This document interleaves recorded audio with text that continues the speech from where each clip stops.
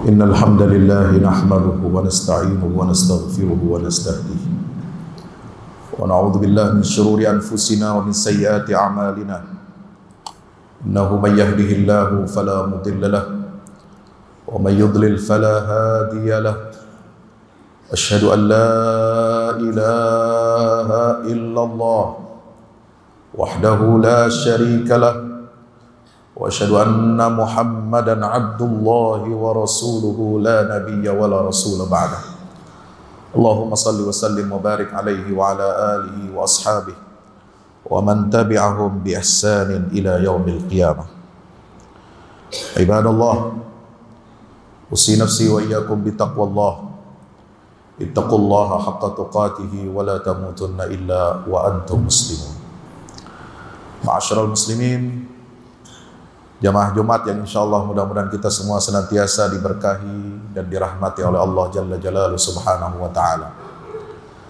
Bersyukur kita senantiasa memanjatkan rasa syukur dan pujian yang tertinggi, yang terindah dan terbaik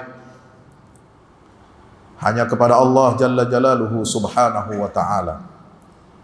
Karena dialah yang berhak untuk satu-satunya mendapatkan pujian terbaik dari hamba-Nya. Karena semua nikmat yang ada pada diri kita, keluarga kita, semuanya berasal bersumber dari Allah. Dan kita semua akan bertanggung jawab di hadapan Allah Subhanahu wa Ta'ala dalam memanfaatkan semua nikmat yang Allah berikan selama hidup kita di dunia ini. Saudaraku yang dirahmati Allah Subhanahu wa Ta'ala, ujian bisa datang berupa kekayaan, berupa kekuasaan, dan juga berupa penyakit ataupun kemiskinan. Tetapi tugas kita semua sebagai hamba Allah adalah senantiasa bersyukur, senantiasa bersabar, senantiasa kita tidak melupakan Allah Subhanahu wa Ta'ala. Karena kalau kita lihat di dalam Al-Quranul Karim, hamba yang paling baik disebutkan oleh Allah adalah dua orang nabi dan rasul. Yang pertama Allah menyebut ni'mal abdu, sebaik-baik hamba adalah untuk Nabi Sulaiman alaihi salam. Karena dia orang kaya, dia orang berkuasa, dan kekuasaannya tidak ada batasnya. Tetapi dia lulus dalam ujian kekuasaan dan kekayaan itu, maka Allah menyebutnya sebagai ni'mal abdu innahu awwab di dalam surat Sad ayat 30. Yang kedua adalah sosok Nabi Ayyub alaihi salam. Dia mendapatkan ujian yang luar biasa beratnya, penyakit yang berat, sehingga menyebabkan beliau dijauhi dari anak istri keluarganya. Tetapi dia bersabar. Dia menerima takdir dari Allah itu dengan tetap senantiasa memuji Allah. Inna wajadnahu sabira ni'mal abdu innahu awwab. Ayub menjadi orang yang bersabar. Dan kesabaran atas ujian-ujian itu mendapatkan hadiah penghargaan dari Allah dengan predikat sebagai ni'mal abdu, hamba Allah yang paling baik. Maka mari kita gunakan semua sarana, semua ujian yang Allah berikan kepada kita sebagai sarana untuk kita senantiasa bersyukur dan bersabar atas semua ketetapan dari Allah Jalla Jalaluhu Subhanahu wa Ta'ala. Mari senantiasa kita bersalawat salam untuk baginda kita Rasulullah Muhammad sallallahu alaihi wasallam. Dialah sosok manusia agung, manusia yang paling mulia, yang paling banyak mendapatkan pujian dari makhluk selain daripada Allah Subhanahu wa Ta'ala. Dialah sosok Nabi yang senantiasa dipuji oleh seluruh umat manusia, oleh hamba-hamba Allah, dengan pujian yang paling banyak dan pujian yang paling baik. Tetapi ingat, jangan lupa bahwa nama Nabi SAW adalah juga Ahmad. Disebutkan di dalam surat Shaf ayat 6 bahwasanya Nabi Isa alaihi salam putra Maryam tidak lain dan tidak bukan tugas beliau adalah selain untuk membenarkan kitab suci Taurat yang dibawa oleh Nabi Musa alaihi salam, juga beliau membawa kabar gembira akan datangnya, akan diutusnya seorang Rasul yang bernama Ahmad. Siapa sosok Ahmad itu? Dialah Nabi Muhammad SAW. Kenapa Muhammad SAW diberi nama Ahmad oleh Allah dalam Al-Quran? Karena dialah likaunihi Ahmadal hamidina li rabbihi jalla ula. Dialah sosok manusia yang paling baik, paling indah, dan paling banyak memuji nama Tuhannya dibandingkan makhluk yang lain. Maka mari kita pandai-pandai bersyukur, memuji Allah sebagaimana Nabi kita Muhammad SAW melakukannya. Saudara yang dirahmati Allah, setiap hari Jumat kita dianjurkan membaca surah Al-Kahfi. Surat Al-Kahfi ini mengandung hikmah yang sangat luar biasa. Tetapi yang sering acap kita lupakan, kita lalai, dan kita tidak mengerti maknanya adalah bahwa surat Al-Kahfi ini mengajarkan kepada kita kepemimpinan profetik, kepemimpinan yang mengikuti garis nubuah, kepemimpinan yang senantiasa mengikuti garis-garis yang diperintahkan oleh Allah Subhanahu wa Ta'ala. Dari mana kita bisa mengambil kesimpulan surat Al-Kahfi itu mengajarkan tentang kepemimpinan profetik yang membawa rahmat bagi alam semesta? Saudara baca dalam kisah dialog antara Musa dan Khidir di dalam surah Al-Kahfi. Saudara bisa baca ayat-ayat yang begitu indah dari ayat 62 sampai 82. Itu luar biasa, menggambarkan kepada kita bagaimana Musa dan Khidir ini dua sosok hamba Allah Subhanahu wa Ta'ala yang sedang mendapatkan pengajaran dari Allah Ta'ala. Musa yang ditakdirkan oleh Allah memimpin Bani Israel. Dia mempelajari bagaimana seni memimpin yang baik. Menjadi pemimpin yang baik harus memperhatikan rakyatnya, harus mengetahui apa yang dihadapi oleh rakyatnya. Ketika Nabi Musa mendapatkan pengajaran dari Khidir alaihi salam, ketika melubangi kapal milik nelayan, itu artinya pelajaran bagi semua pemimpin agar pemimpin ini berpihak kepada rakyat kecil. Pemimpin harus berpihak kepada rakyat kecil. Pemimpin harus memperhatikan nasib para nelayan, para petani, dan orang-orang yang begitu banyak jasanya kepada kita sehingga makanan, minuman sampai terhidang di meja kita. Makanan yang bersumber dari laut bisa sampai kepada kita karena berkat usaha mereka. Maka disitulah Allah mengajarkan agar setiap pemimpin memperhatikan bagaimana agar nelayan-nelayan itu tidak dizalimi oleh orang-orang yang berbuat semena-mena dan sewenang-wenang. Ketika Allah mengajarkan Nabi Musa melalui Khidir alaihi salam bahwa ternyata Khidir membunuh anak kecil yang tidak berdosa, kelihatannya tidak berdosa. Lalu Musa protes, mengatakan bahwa ini tindakan yang tercela, tidak patut. Karena membunuh anak kecil, apa salahnya? Tapi ternyata dijelaskan di dalam ayat-ayat berikutnya apa hikmah Khidir ini membunuh seorang anak kecil. Adalah untuk menjaga masa depan sebuah bangsa dari kejahatan dan keangkara-murkaan yang akan dilakukan oleh si anak ini ketika dia nanti dewasa. Dia akan berkhianat kepada orang tuanya, berkhianat kepada para pendiri bangsa, dan maka sebab itu sebelum dia berkembang dia harus dimatikan. Inilah bagaimana pesan kepada para pemimpin agar menjaga dan merawat agar bangsa ini terjaga dari keburukan-keburukan. Kita bisa belajar bagaimana seorang pemimpin harus memutus satu generasi yang tidak baik atau rusak.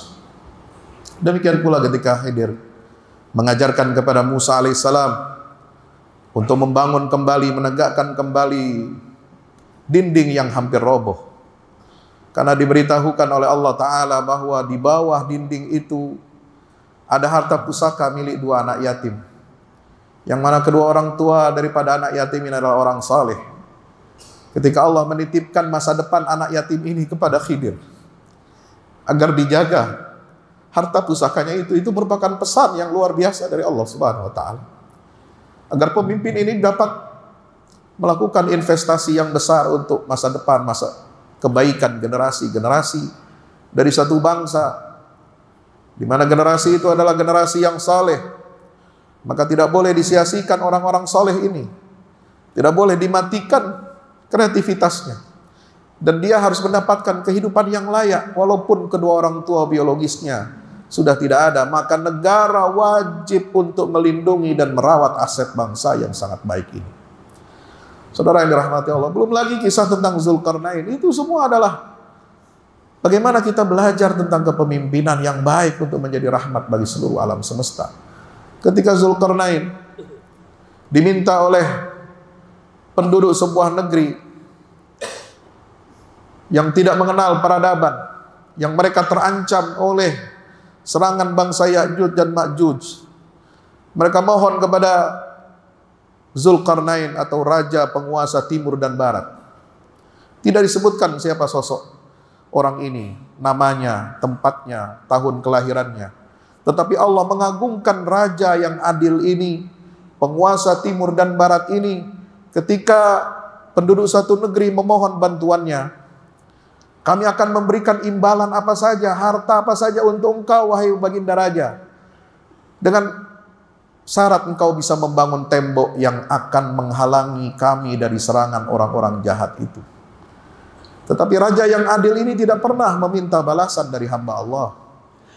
Dia melakukan dan mengerahkan segala sumber daya yang dia miliki untuk melindungi orang-orang yang tertindas, orang-orang yang terzalimi. Maka dia bangunkan sebuah tembok raksasa yang semua itu bisa kita baca di dalam surah Al-Kahfi di lembar-lembar halaman-halaman terakhir itu.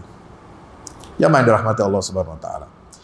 Islam mengajarkan kepada kita agar setiap pemimpin dan penguasa yang mendapatkan amanah dari Allah, dipilih oleh rakyat itu agar menegakkan al-hukmur rasyid, pemerintahan yang bijak dan baik.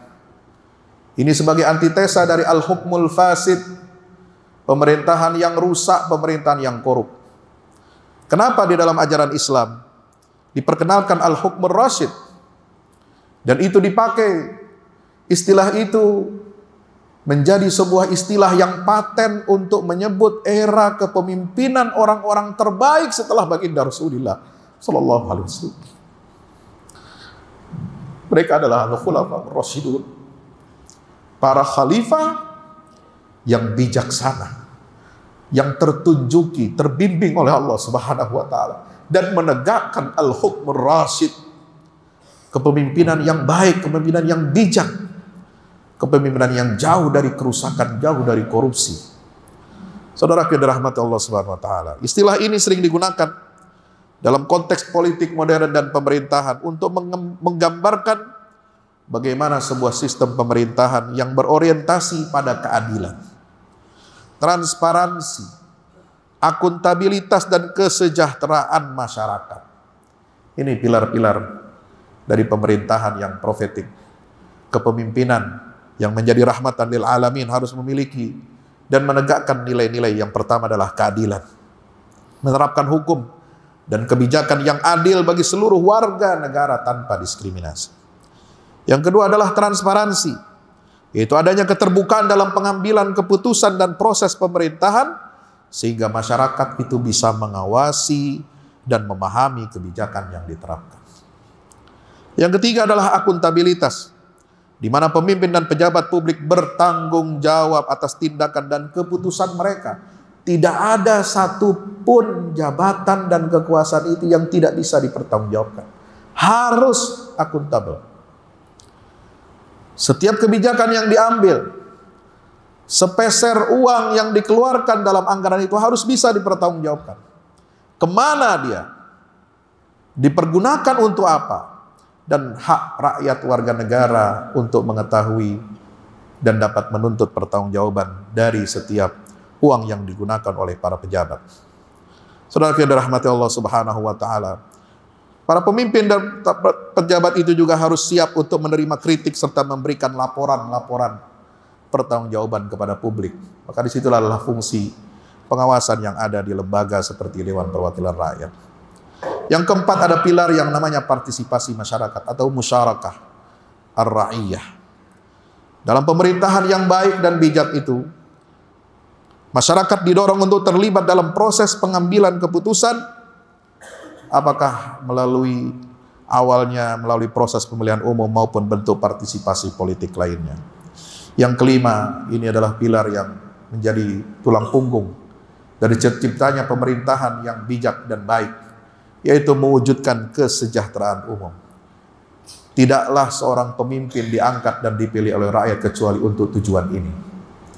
Bukan untuk main-main, bukan untuk memperkaya diri, tapi dia memiliki tanggung jawab yang besar dan berat di hadapan Allah Subhanahu wa taala dan di hadapan rakyat untuk dapat mewujudkan kesejahteraan umum dan keadilan sosial bagi seluruh rakyatnya. Karena itu adalah tujuan utama dari Al-Hukmur Rasyid, adalah meningkatkan kualitas hidup masyarakat dan memastikan terwujudnya kesejahteraan umum dalam seluruh aspek kehidupan. Hadirin rahmati Allah Subhanahu wa taala. Kalau kita uraikan satu persatu, prinsip-prinsip pemerintahan profetik ini sangat luar biasa. Al-Quran menjabarkannya secara detail, tentu tidak dalam bentuk teori-teori ilmu politik yang kaku, yang saudara bisa pelajari di Fakultas Ilmu Politik dan Pemerintahan. Al-Quran adalah kitab petunjuk, kitab hidayah, kitab pendidikan. Ketika Al-Quran berkisah tentang sesuatu, ketika Al-Quran menetapkan hukum sesuatu, ketika Al-Quran mengabarkan sesuatu, itu semua adalah berisikan nilai-nilai pendidikan, karakter pendidikan untuk membentuk masyarakat yang adil, yang berkeadaban, masyarakat yang menjunjung tinggi etika. Itu semua kita bisa dapatkan dalam Al-Quran, termasuk prinsip-prinsip yang ada dalam pemerintahan yang bijak ini, Al-Hukmur Rasyid. Kalau kita lihat prinsip yang pertama adalah keadilan, maka di dalam Islam ini keadilan merupakan fondasi pemerintahan Al-Hukmur Rasyid. Pemimpin harus memastikan bahwa hukum ditegakkan secara adil tanpa diskriminasi dan hak-hak setiap individu harus dilindungi. Ini sesuai dengan firman Allah Subhanahu wa taala dalam surah An-Nisa 58, "Innallaha ya'murukum an tu'addul amanati ila ahliha wa idza hakamtum bainan nasi an tahkumu bil 'adl." Sesungguhnya Allah perintahkan kamu. Siapa yang dimaksud dengan kamu di sini, yang ditunjuk oleh Allah dalam ayat ini, bukan sembarangan orang. Para ulama sepakat, sebagaimana yang dikatakan oleh Syekhul Islam Ibnu Taimiyah dalam As-Siyasah Syar'iyyah fi Islahir Ra'i wa Ra'iyah. Ayat ini ditujukan menunjuk muka para pemimpin. Maka disebutlah ayat ini sebagai ayatul umara, ayat yang menjadi panglima tertinggi bagi para pemimpin dan para penguasa. Allah perintahkan kamu wahai para pemimpin, para penguasa, untuk apa? Antu adul amanat, agar kalian menunaikan amanah itu dengan baik sampai ke tangan orang yang berhak menerimanya.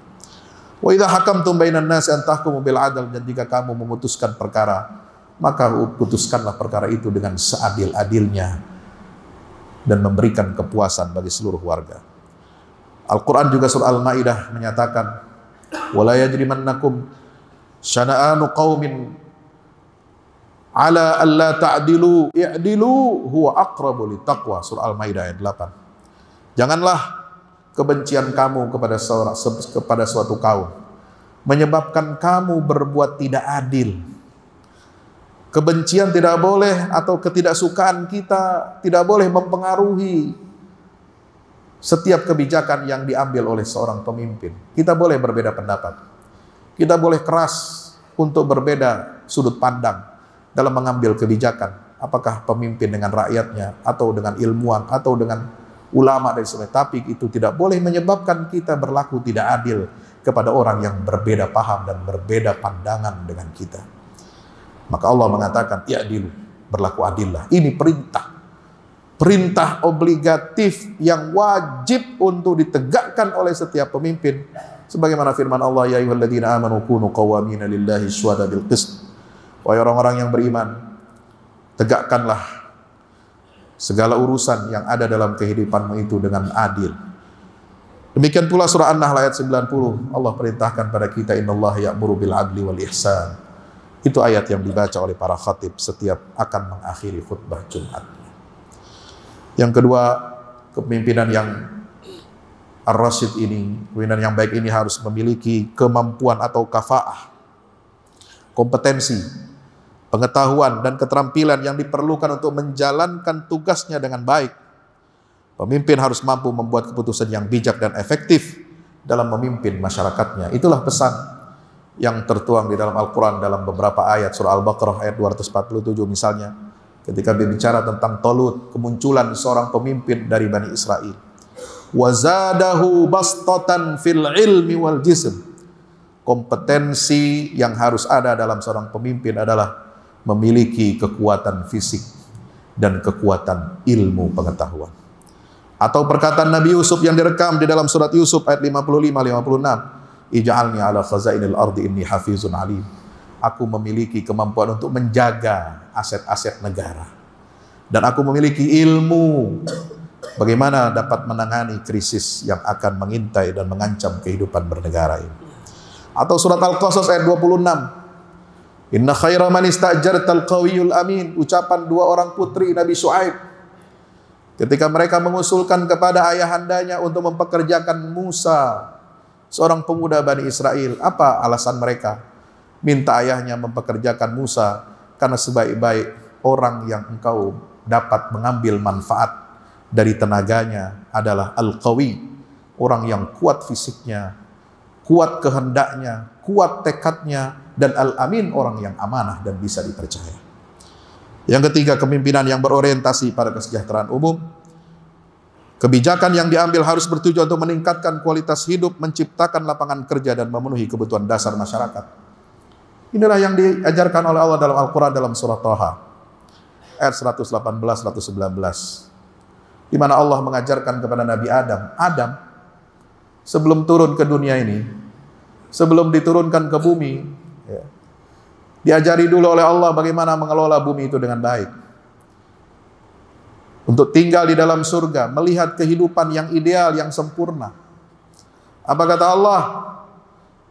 La yukhrijannakum asyaitanu fatashqa. Jangan sampai setan itu mengeluarkan kamu, wahai Adam dan Hawa, dari surga ini, maka kamu akan sengsara.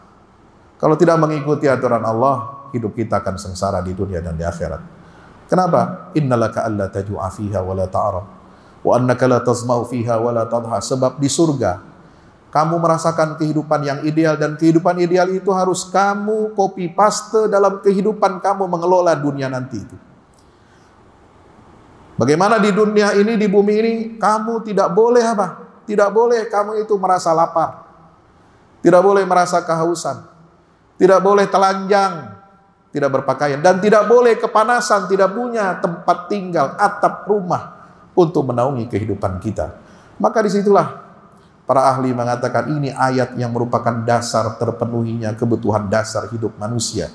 Basic need-nya manusia adalah harus terpenuhinya kebutuhan sandang, pangan, dan papan. Yang keempat adalah al-mas'uliyah, akuntabilitas. Semua orang harus bertanggung jawab di hadapan Allah. Semua pemimpin, kata Nabi SAW, kullukum ra'in wa kullukum mas'ulun ar ra'iyatih. Setiap kamu adalah seorang pemimpin, dan setiap pemimpin harus bertanggung jawab dan bisa dimintakan pertanggungjawaban oleh rakyat yang dipimpinnya. Maka saudara yang dirahmati Allah, tidak ada pemimpin yang bebas dari pengawasan, dari akuntabilitas, dari tanggung jawab di hadapan Allah dan di hadapan rakyatnya.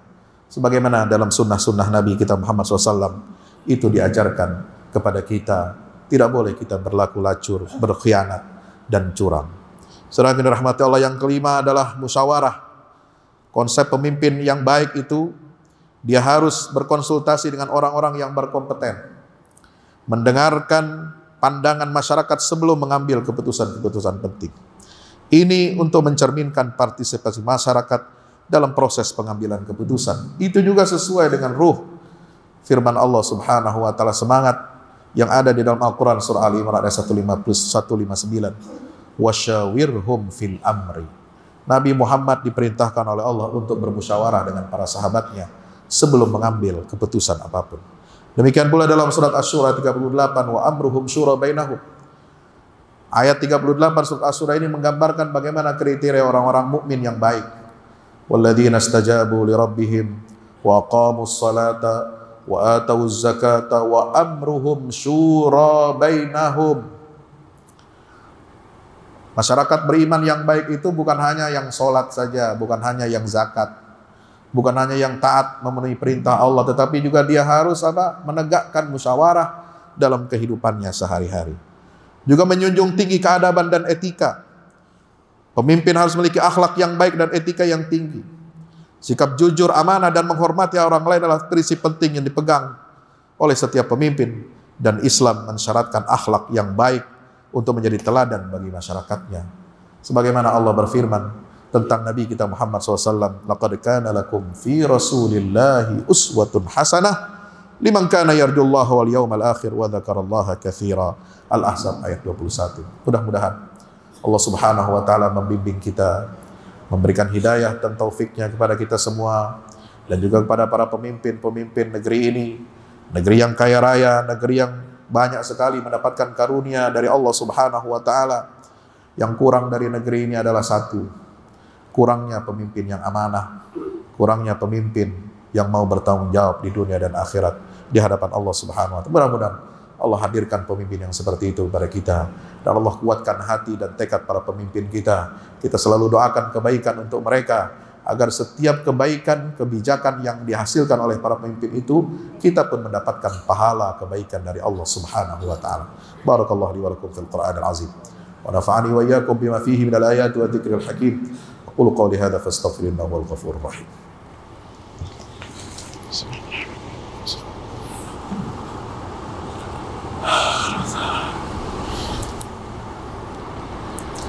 Alhamdulillahi wahdah, sadaqa wa'dah, wa nasara 'abdahu wa 'azza jundahu wa hazama al-ahzaba wahdah. Asyhadu an la ilaha illallah wahdahu la syarika lah, wa asyhadu anna nabiyyana Muhammadan 'abduhu wa rasuluhu la nabiyya wa la rasula ba'dah. Allahumma shalli wa sallim wa barik alaihi wa ala alihi wa ashabihi wa man tabi'ahum bi ihsanin ila yaumil qiyamah. Ibadallah, usi nafsi wa iyyakum bi taqwallah. Ittaqullaha haqqa tuqatih wa la tamutunna illa wa antum muslimun. Ilamu anna Allah amarakum bi amrin bada fi bi nafsihi wa thanna bi malaikatil musabbihati bi qudsih. Faqala ta'ala mukhbiran wa amira, inna Allah wa malaikatahu yusalluna 'alan nabi ya ayyuhalladzina amanu sallu 'alaihi wa sallimu taslima. Allahumma salli 'ala Muhammad wa 'ala ali Muhammad kama sallaita 'ala Ibrahim wa 'ala ali Ibrahim fil 'alamin innaka Hamidum Majid. Wardallahum an sadatina arba'atil khulafa'ir rasyidin Abi Bakr wa Umar wa Uthman wa Ali wa an sa'iris sahabati wat tabi'in wa man tabi'ahum bi ihsan ila yaumiddin wa alaina ma'hum birahmatika arhamar rahimin. Ada 4 prinsip lain yang tidak mungkin saya sebutkan, saya jabarkan dalam kesempatan khutbah yang singkat ini. Insyaallah mudah-mudahan kita dapat menjelaskannya dalam kesempatan yang lain. Mari kita senantiasa berdoa kepada Allah di waktu-waktu yang ijabah, di waktu terkabulnya semua doa-doa dari Allah, dari kita, untuk kita panjatkan kehadirat Allah Jalla Jalaluhu Subhanahu wa taala. Alhamdulillahi rabbil alamin. Allahumma salli wa sallim wa barik ala nabiyyina Muhammadin wa ala alihi wa sahbihi ajma'in. Allahumma taqabbal minna salatana wa du'aana wa siyamana wa qiyamana wa ruku'ana wa sujudana wa takhashu'ana wa tadarru'ana wa tamim taqsirana bi rahmatika ya arhamar rahimin. Allahumma ighfir lil muslimin wal muslimat wal mu'minin wal mu'minat al ahya'i minhum wal amwat innaka sami'un qaribun mujibud da'awat. Allahumma ansur al-islam wa 'izzal muslimin wa 'ali bi fadlika kalimatil haqqi ila yaumiddin. Allahumma ansur man nasara ad-din wa akhdhul man khadhala al-muslimin. Allahumma arinal haqqa haqqan warzuqna ittiba'ah wa arinal batila batilan warzuqna ijtinabah. Rabbana zalamna anfusana wa illam taghfir lana wa tarhamna nakunanna minal khasirin. Allahumma walli 'alaina khiyarana ولا تولي علينا شرارنا ولا تسلط علينا بذنوبنا من لا يخافك ولا يرحمنا. Ya Allah ya Rabbal Alamin, yang maha pengasih, maha penyayang, pemilik dan pengelola serta pemberi rizki bagi seluruh alam semesta ini. Ya Allah, karuniakan kebaikan, ketakwaan, tanamkan ketakwaan dan kebaikan dalam diri kami dan kepada pemimpin-pemimpin kami. Ya Allah ya Rabbal Alamin, jadikanlah mereka orang-orang yang bertanggung jawab kepada rakyat dengan sebaik-baiknya, menegakkan hukum dengan seadil-adilnya, mewujudkan kesejahteraan rakyat dan memperhatikan nasib rakyat kecil. Rabbana atina fid dunya hasanah wa fil akhirati hasanah wa qina adzabannar wa adkhilnal jannata ma'al abrar ya aziz ya ghafar ya rabbal alamin. Wa sallallahu ala abdika wa rasulika Muhammad wa ala alihi wa sahbihi wa sallam walhamdulillahi rabbil alamin.